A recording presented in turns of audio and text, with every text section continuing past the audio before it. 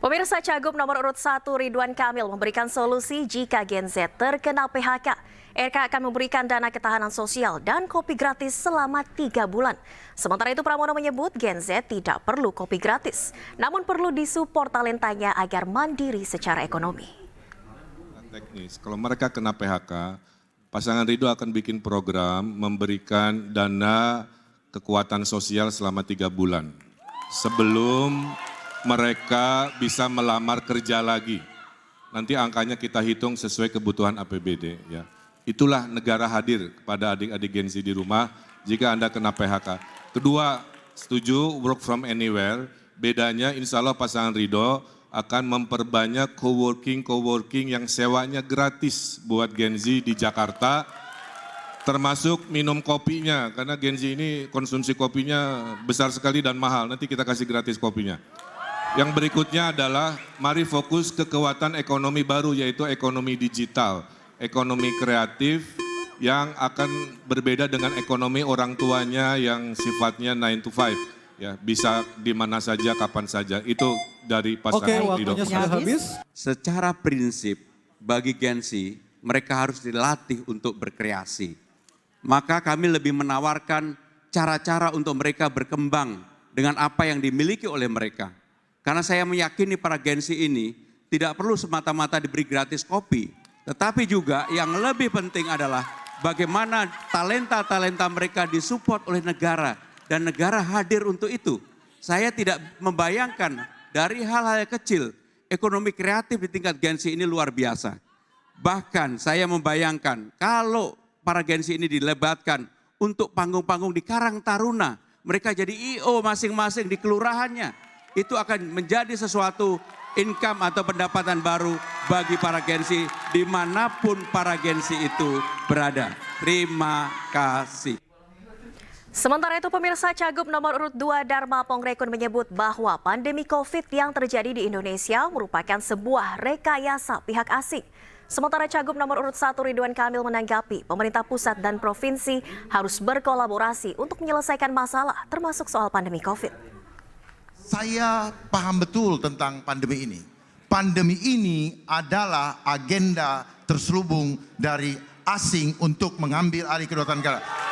Sehingga terlihat sekali begitu rapuhnya bangsa ini sampai harus mengikuti istilahnya saja ikut. Kenapa bukan Taufik? Kenapa ngikutin COVID? Bahkan banyak dari antara kita yang tidak paham bahwa PCR yang dipakai selama ini boleh diuji itu bukan untuk mengetes virus. Jadi itu hanya untuk mengecek asidosis. Dan kenapa harus dicolok-colok? Kenapa tidak ambil dari ludah?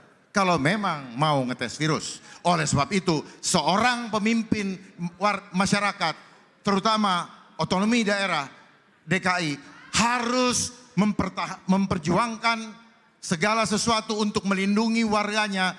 Jangan sampai gara-gara pandemi ekonomi hancur, dibiasakan online, UMKM hancur, dan kemudian rakyat ditakut-takuti. Bagaimana akan menuju ke kota global yang sejati kalau hati rakyatnya disakitin, pikirannya dirusak, dan badannya diracunin. Semua itu hanyalah omong kosong belaka. Mari sama-sama kita sukseskan program Jakartaku Aman karena indah adabnya. Waktu habis, terima kasih. Ya, itulah pentingnya koordinasi antara pemerintah pusat dengan pemerintah provinsi atau kota kabupaten. Terjadi perbedaan pendapat itu biasa, ya. Kita perdebatkan di ruang-ruang yang sifatnya politik, ruang-ruang yang sifatnya bisa menginfokan bahwa ada perspektif lain mungkin dalam menyelesaikan sebuah permasalahan sekelas seepik yang namanya pandemi. Tapi ujung-ujungnya pemimpin kalau sudah mengambil keputusan di level pusat, maka yang namanya gubernur harus taat. Maka yang namanya bupati wali kota harus taat karena dalam pengelolaan krisis memang harus satu komando. Terjadi perbedaan dalam prosesnya, tapi ketika sudah diputuskan oleh pemimpin level presiden, tentulah serempak di bawah harus mengamankan dan menjalankan dan menyelesaikan permasalahan secara kolaborasi. Terima kasih. Baik, terima kasih.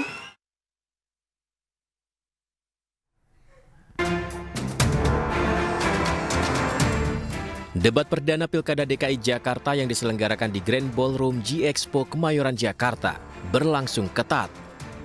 3 paslon saling adu gagasan menanggapi topik yang disampaikan panelis.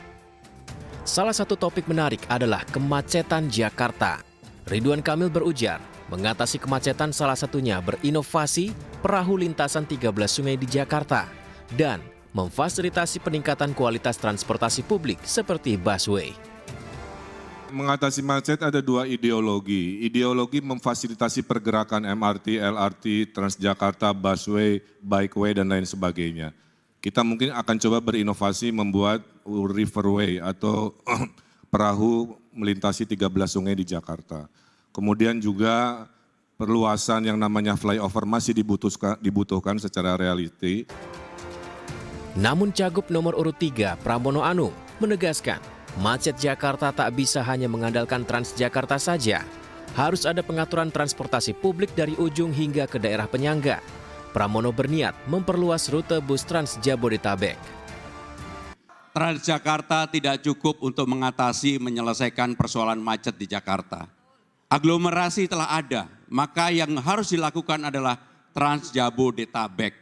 Untuk itu, maka harus diatur dari ujungnya.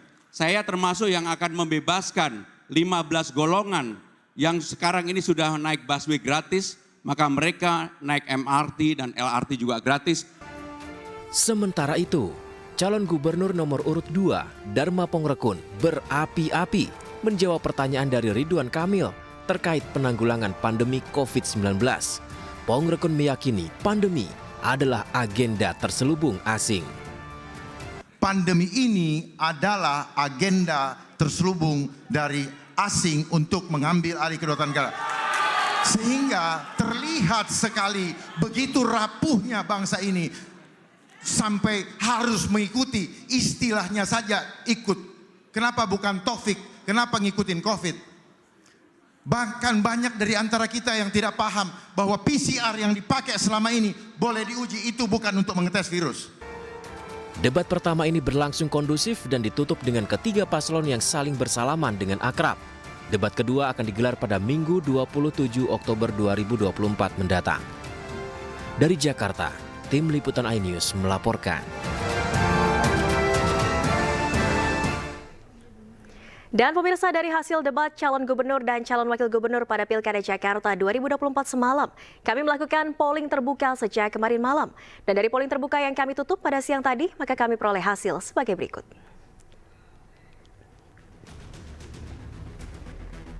Pasangan nomor urut 1 Ridwan Kamil Suswono memperoleh 29%. Kemudian pasangan nomor urut 2 Dharma Pongrekun Kunwardana memperoleh 7%. Dan pasangan nomor urut 3 Pramono Anung dan Rano Karno menduduki peringkat pertama dengan perolehan suara sebesar 64%. Kami akan melakukan polling terbuka kembali pada debat Pilkada Jakarta yang kedua pada tanggal 27 Oktober 2024 mendatang.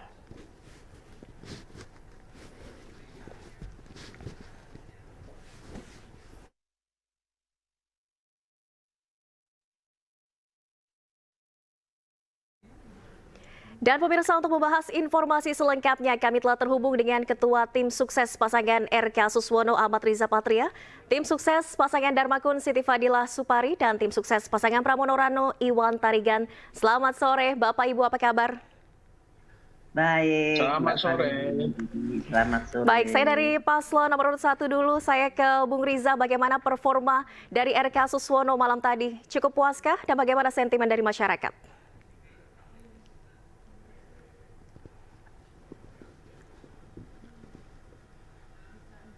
Silakan Bung Riza.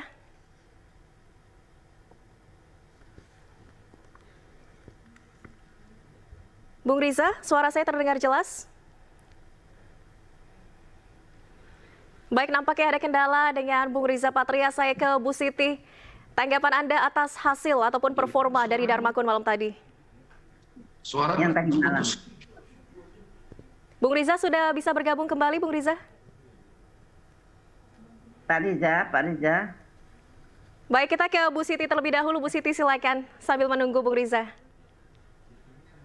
Ya, yang tadi malam menurut saya ya kami kan dari independen dan memang kami sangat berbeda dengan paslon-paslon dari partai politik tentunya. Tadi malam sih ya kita emang masih pertama kali kan mereka, mudah-mudahan the next akan lebih baik lagi. Dan bayangkan saja dari orang yang tadinya tidak terlalu dikenal, sama sekali tidak dikenal, dan kemudian sekarang sudah mulai sangat dikenal karena kontroversinya paslon kami Pak Dharma terutama dari Dharmakut Muhammad Zakutnya, dia sangat api-api sehingga membuat orang semua kaget. Sangat berbeda dengan paslon-paslonnya dari partai politik yang sangat sangat sopan dan sangat hafal gitu. Karena memang paslon kami itu adalah dari hati mereka. Mereka mengatakan apa yang ada di hatinya dia. Jadi tidak dibuatkan. Kalau yang dari paslon partai politik kan ada konsultan politiknya dan kemudian materinya sudah dibuatkan sehingga bisa jauh lebih tenang. Tapi kalau paslon kami adalah betul-betul dari hati mereka. Ya, Bu Siti, ini ada yang menjadi sorotan terkait dengan pernyataan Dharma Pongrekun soal COVID-19. Bisa dijelaskan, Bu Siti? Ya, beliau kan dari BSSM, jadi dia sangat menguasai tentang hal-hal tersebut, hal-hal tentang pandemi dan sebagainya. Dan kenapa kami bisa menjadi satu pertemanan yang sangat erat ya, karena kami di dalam mindset yang mungkin hampir sama. Karena ketika saya Menteri Kesehatan, saya juga pernah menyetop pandemik yang akan terjadi, yaitu pandemi flu burung. Kami berhasil menyetop loh, Pak SBY loh, yang satu-satunya presiden yang bisa menyetop pandemi. Dan kemudian kita semua melihat pada pandemik berikutnya yang namanya COVID, ternyata kita parah banget gitu. Dan efeknya luar biasa, bukan penyakitnya saja, tapi efek di sosial yang sangat luar biasa, di mana banyak PHK, banyak pengangguran, banyak perceraian, banyak bunuh diri dan sebagainya. Makanya apa yang dikatakan beliau itu memang berdasarkan fakta-fakta yang dia ketahui. Dari tim sukses setuju ya, Bu Siti. Baik, saya ke Bung Iwan. Bung Iwan, bagaimana dengan performa dari Pram Rano pada malam tadi? Ya, terima kasih Mbak. Jadi kalau kita lihat, kalau biasanya penilaian debat itu kan penampilan, kemudian performa, kemudian pengetahuannya ya, menjawab maupun menerima pertanyaannya ya. Kalau kita lihat, Mas Pram ini sangat siap ya, maupun Mas Pram dan Bang Rano. Kalau kita lihat, kenapa beliau siap? Kita harus tahu bahwa Mas Pram ini 25 tahun menjadi pejabat. Tidak banyak yang semampu dia itu yang bertahan selama 25 tahun. Iya. Beliau ini adalah ketua Dewan Mahasiswa di ITB. Jadi sudah terbiasa aktivis ya, sudah terbiasa berdebat, menyampaikan pikiran dan juga narasi dan pikiran ya. Kemudian Mas Pram ini 4 kali jadi anggota DPR RI dan pernah menjadi wakil ketua DPR RI. Ya, ini kita harus pahami.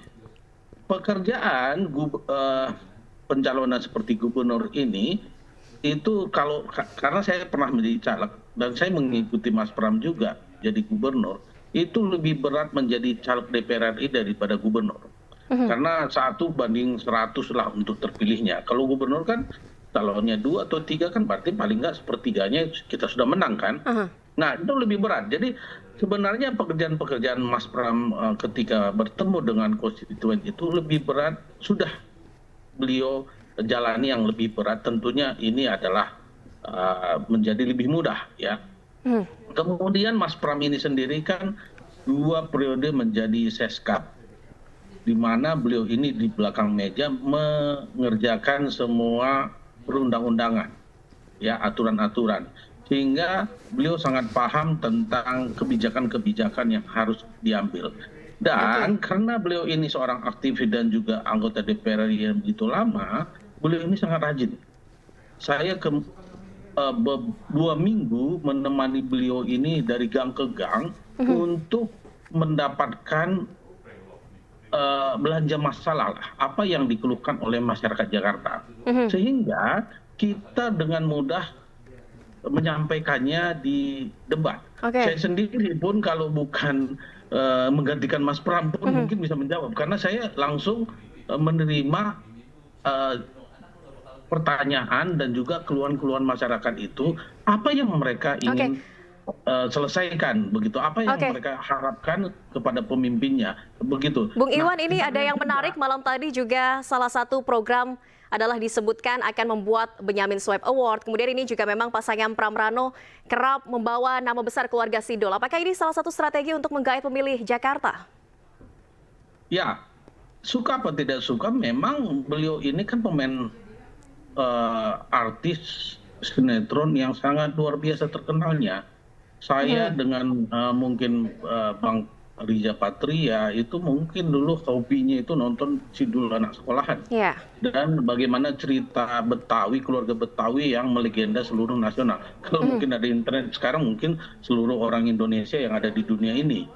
Dan itu sangat luar biasa ditunggu-tunggu dan sangat mengena, karena bagaimana seorang keluarga yang sangat sederhana, tetapi mencita-citakan anaknya menjadi seorang gubernur dan tukang insinyur, kan begitu. Seperti Bang Riza Patria ini kan tukang insinyur ya. Jadi beliau itu juga selain artis yang memang mudah dikenal, karena semua orang juga mengenalnya, apalagi umur 30 ke atas itu kenal semua ya. Saya, Bung Siti Fadila itu idolanya, itu pasti itu Bang Dul. Nah, beliau ini kan tidak hanya artis, tapi beliau ini pejabat. Beliau ini pernah menjadi wakil Bupati Tangerang Selatan. Di pemerintahan sudah terbukti begitu ya program-programnya. Wakil gubernur, kemudian gubernur. Baik, Bung Iwan, mohon maaf sekali karena waktu kita terbatas. Saya kembali ke Bung Riza Patria. Bung Riza sudah kembali bergabung.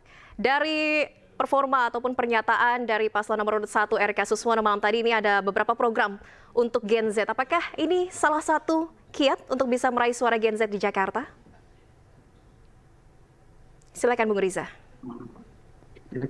Terima kasih. Alhamdulillah tadi malam kita sudah menyaksikan debat calon gubernur dan calon wakil gubernur, dan kami dari Paslon Ridho, Bang Ridwan Kamil dan Mas Suswono bersyukur, berterima kasih pada semua pihak dan untuk para warga Jakarta bahwa penampilan pasangan Ridho menurut hemat kami sangat baik, optimal, ide gagasannya genuine, yang orisinil, sudah disampaikan ke publik, dan juga secara jujur juga paslon mengakui bahwa kami akan melanjutkan program-program dari pemimpin sebelumnya yang baik, mulai dari zaman Bang Ali Sadikin, Bang Yos, Bang Poke, Pak Jokowi, Bang Ahok, Mas Anies, dan Pak itu semua program-program yang baik dari pemimpin akan kami lanjutkan, kami tingkatkan, bahkan akan kami tambah. Di samping tentu kami juga punya ide gagasan yang diterima berdasarkan masukan, aspirasi, harapan, dan keluhan dari warga Jakarta. Masukan, dialog, diskusi, dan juga ide-ide dari paslon itu sendiri. Iya, Bung Riza, dari malam tadi ini ada program untuk Bung Riza, ini malam tadi ada program kopi gratis hingga bantuan sosial untuk Gen Z. Kenapa Gen Z menjadi concern? Di antaranya adalah program bantuan. Bung Riza? Dana 200 juta di setiap RW. Baik. Ketua dan pengurus RW, Ketua RT, LMK, Dasa Wisma, Posyandu, Poswindu, DPPKK, Karapura, semua organ komunitas di lingkungan RW nanti secara bersama-sama akan berdialog, berdiskusi, dan pada akhirnya memutuskan dan mengerjakan pembangunan di RW masing-masing. Apakah dana tersebut 2 juta per tahun itu digunakan untuk pengelolaan sampah, kebersihan, apakah itu digunakan untuk penanganan genangan air umpamanya, apakah nanti akan digunakan untuk memberesi rumah-rumah yang mungkin masih kumuh, apakah nanti akan dipakai untuk modal usaha bagi ibu-ibu, emak-emak, Baik, apakah juga Bung nanti Riza, di ini kan nampaknya dari tim sukses sendiri, tim pemenangan sudah cukup puas dengan hasil debat malam tadi. Apa yang dipersiapkan untuk debat kedua? Apa yang masih menjadi catatan untuk RK Suswono? Singkat saja, Bung Riza. Ya tentu kami bersyukur sudah tampil baik dan tentu pada persiapan kedua dan ketiga kami akan berupaya untuk lebih nanti menggali juga aspirasi harapan dari masyarakat disampaikan nanti pada debat ketiga, dan kami akan mempersiapkan sebaik mungkin agar dalam waktu yang singkat beberapa program yang banyak sekali visi misi program yang tebal sekali kami sampaikan ke KPU dalam waktu yang singkat dapat kami sampaikan. Baik. Kemudian juga terkait sekolah gratis swasta dan negeri SD sampai SLTA, kemudian pengobatan juga. Di samping itu juga ada bantuan usaha, kredit tanpa agunan. Baik, akan dimatangkan program-program dari paslon nomor 1 RK Suswono ya, Bung Riza. Saya ke Bu Siti dari pasangan independen, apa persiapan debat 27 Oktober nanti? Tentu saja kami harus menyiapkan yang jauh lebih bagus. Dan saya kira yang tadi malam itu, walaupun kita deg-degan juga mendengarkannya, tetapi ternyata Carta Politika Pak Yuniarto kalau nggak salah menyatakan bahwa dari 3 pasangan paslon tersebut, pasangan paslon 02 itu termenarik karena memang berbeda dengan yang lain. Nah, menarik negatif atau positif, Bu Siti? Termenarik kayaknya sih positif sih, saya baca dari nah termenarik dan banyak sekali saya mendapatkan suatu note yang positif. Ternyata mereka baru tahu siapa namanya Dharma Pongrekun, dan mereka ternyata banyak anak-anak muda yang sangat tertarik. Anak muda itu kepengen orang yang patriot begitu. Nah, dia menemukannya pada Dharma. Baik, Bu Siti, sentimen negatif untuk pasangan Dharma Kun ya. Mohon maaf, saya harus ke Bung Iwan Tarigan. Persiapan untuk debat 27 Oktober, singkat saja, Bung Iwan. Efeknya positif dong. Siap, Bung Iwan, silakan. Ya, jadi debat itu adalah proses panjang. Ya, tidak bisa kita persiapkan 1 hari atau 1 bulan. Karena isi otak itu prosesnya panjang. Ya, dari SD kita sampai sekarang pengalaman yang panjang seperti Bu Siti ini kan. Dari SD sampai beliau dokter sampai dia menteri, itulah yang keluar. Jadi sebenarnya yang paling penting debat itu adalah pengalaman atau pemikiran atau yang sangat sudah kita tanam dari jauh-jauh hari. Ya, akan lebih dimatangkan begitu ya 27 Oktober mendatang ya. Mohon maaf sekali waktu kita terbatas. Temanya lebih diperdalam dan jaga kesehatan. Baik, mohon maaf sekali Bung Iwan, waktu kita sudah habis sore ini. Namun tentu saja kita nantikan debat kedua 27 Oktober dan semoga ada persiapan yang matang dari ketiga paslon untuk bisa meraih suara warga Jakarta. Terima kasih Bung Iwan, Bu Siti, dan juga Bung Riza Patria telah bergabung di Ainis Sore.